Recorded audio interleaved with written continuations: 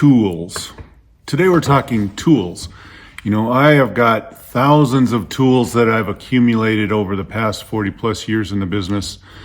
But if I had to narrow it down to the 5 tools that I just couldn't live without, if I had to start all over, what would be the 5 tools that I would start with? That was a question I asked myself over the weekend, and it took a while to narrow it down. But today we're going to talk about tools and talk about the 5 most important tools that I can think of that I use every day, and we'll discuss them and it'd be interesting to see your feedback and see what you guys have as far as the tools that are most important to you. So let's dive in. Tools.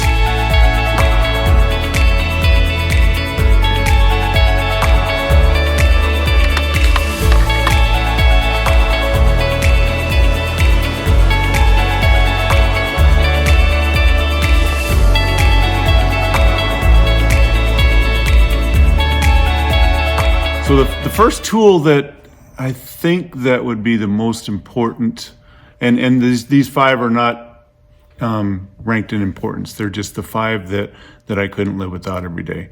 And it took a while. I mean, I've got tools everywhere, but number 1 would be a good set of tweezers, because your fingers can only hold small things so well.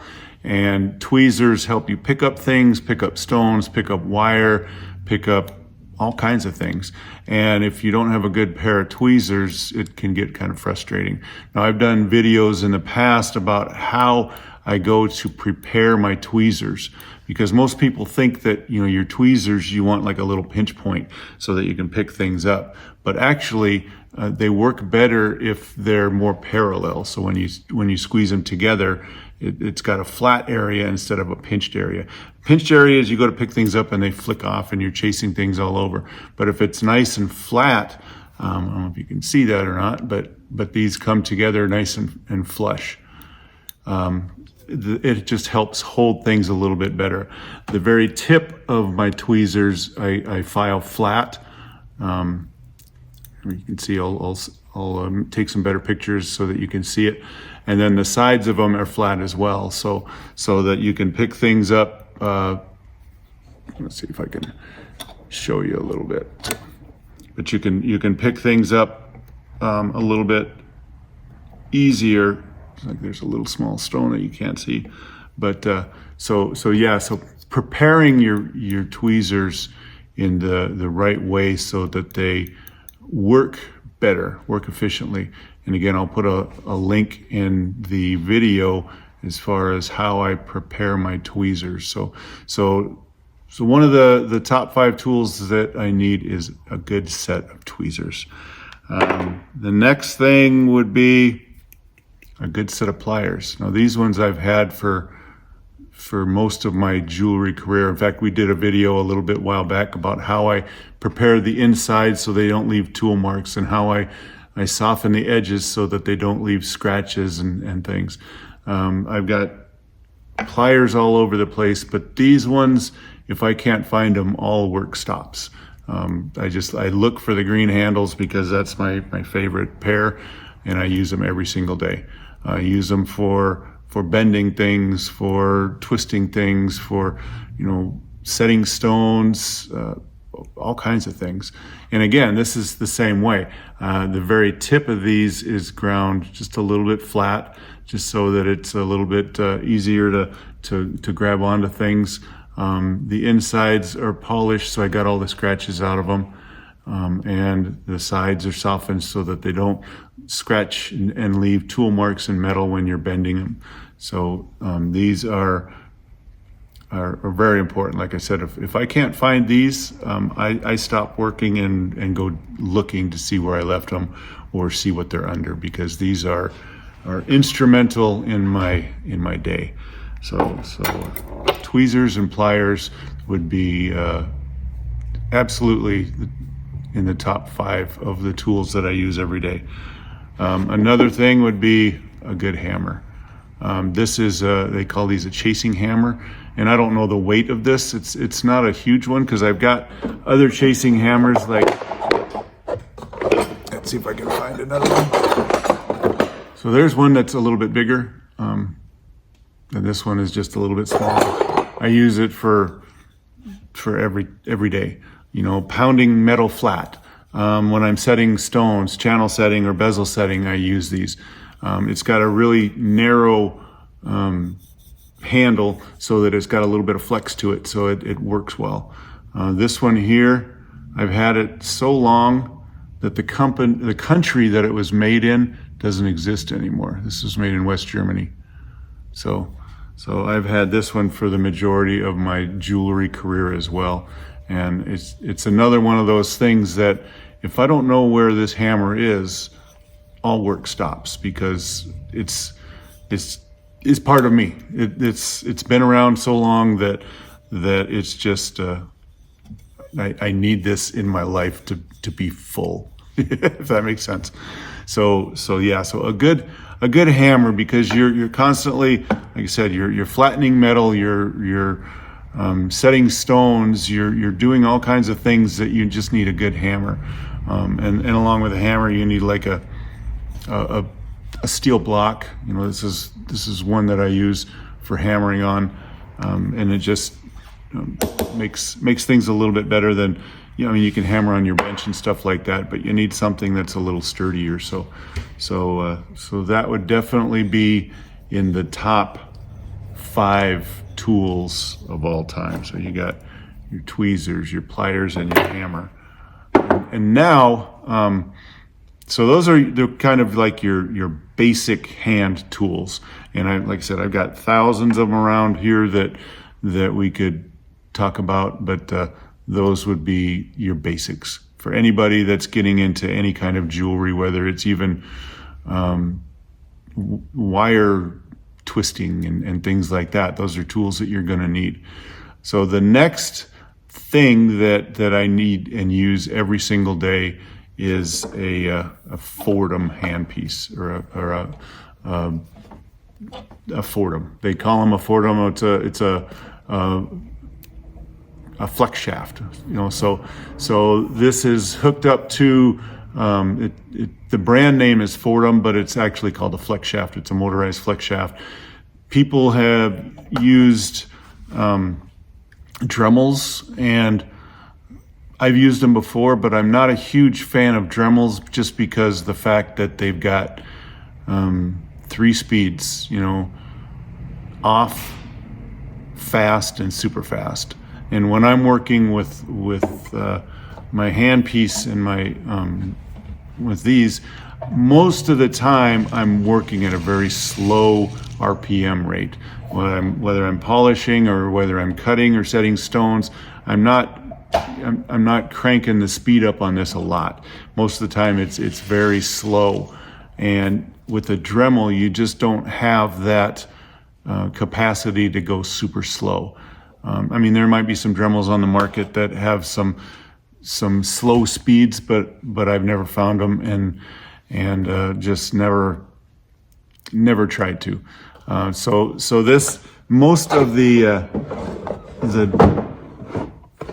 motorized hand pieces that you come with, when you get them, they come with, this is called a number 30 hand piece, and it's pretty basic, and I use that for a lot.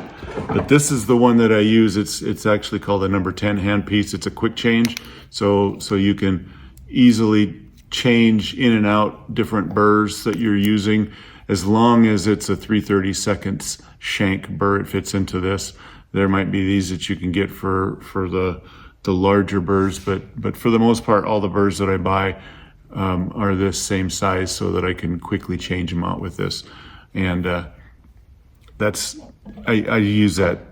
It's like an extension of my hand, so it's constantly being used every day in ways that you don't even think of. I've got other hand pieces as well, like a hammer hand piece that I use for bezel setting and channel setting sometimes. And they come with different attachments that you can use, but the Fordham brand is probably the little bit more expensive ones, But if you buy a Fordham brand one, you're probably going to be set for a while. They usually don't break down. About the only things that happen to them is the brushes might need changed every 4 or 5 years. Other than that, you don't even think about them. There's some maintenance that you do with the shaft and put a little bit of grease in there just so it runs a little smoother. But for the most part, you don't think about maintenance. You don't think about working with them. They're there. They're constant every single day. So that is definitely in the top 5 tools that I use all day, as a motorized flex shaft with the. Like I said, I use the smaller handpiece. Just another reason that I use like this handpiece is it's thinner. It's more like working with a pen rather than a big, bulky, handle. I mean these work good, and I've used them for years and years. But over the time, I've gotten a lot more comfortable with the smaller one, so I can just kind of get in and it's like working with a ballpoint pen or something like that. I mean, it's a little bigger than that, but you get the idea. It's just a little bit easier on the hands, and you're constantly doing different angles and stuff like that, and it just works pretty good in a hand. So that would be definitely in the top 5 tools that I use every single day. And probably the most important tool that I use every single day, and you see it in just about every video that I make, is right here. Good magnification. So these are, they call them optivisors, and this is one that I've had for a number of years. I've jazzed it up a little bit. I had what they call hydro dipping. So I had this hydro dipped with flames just because I thought that would be cool. But these I use them every single day. And the more you make jewelry and the longer you be in the business, your eyesight might need a little bit of help. So it's got magnification that I depend on every single day. I use a little bit stronger magnification. These lenses are a number 7 lens. The majority of when you buy them, I think they come with a number 5. I just like to get a little bit closer into my work just to make sure that I can see exactly what is going on. So when I'm working, these are the magnification I use at number 7. And I've used like stronger ones, like a number 10, but when you're working with a number 10, you're like this, you're so close that it makes it a little bit not necessarily uncomfortable, but uncumbersome. So a number 7 is a good distance for me. So when I'm working, I'm, what is that, 6 or 7 inches away from my work. We're at the number 5, you're maybe 8 to 10 inches away. But these are just what I've gotten used to and I'm comfortable with. So that would be the top 5 tools that I cannot work without. So again, a good pair of tweezers, a good pair of pliers, a good hammer, a flex shaft, motorized flex shaft for working on whatever you're working on, and then good eye magnification. And there's different brands of magnification. Like I said, these are optivisors, but there's other brands out there, and you can experiment with them and see what you like better. Some people have attachments that go onto their glasses. Some people get the ones that are more like glasses that fit over your ears and on your nose, and they're all good. But just get yourself some good magnification, just so that you can see what's going on. And I mean, I could talk about a number of other tools that are very, very important, but I think in the top 5, those are the ones that I would choose. If I had to start all over, those are the first tools that I would look for. Like I said, good tweezers, pliers, hammer, the flex shaft, and magnification.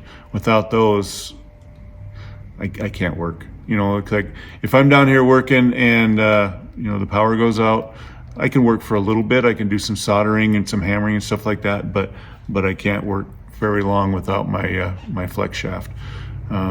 So there you go. Those are the 5 tools that I cannot live without at the bench. So thanks for stopping by, and always remember, on Fridays we do a live stream here on the YouTube channel, 8 a.m. in the morning, Mountain Standard Time. So that's 7 on the West Coast and 10 on the East Coast in the United States. So if you're out and about or wondering what to do on a Friday morning, set your alarm so that you can come hang out with us, and we just have questions and answers. We recap some of the stuff we talked about during the week, and just kind of hang out. Like-minded jewelers congregating together just to hang out, because that's what we do. So there you go.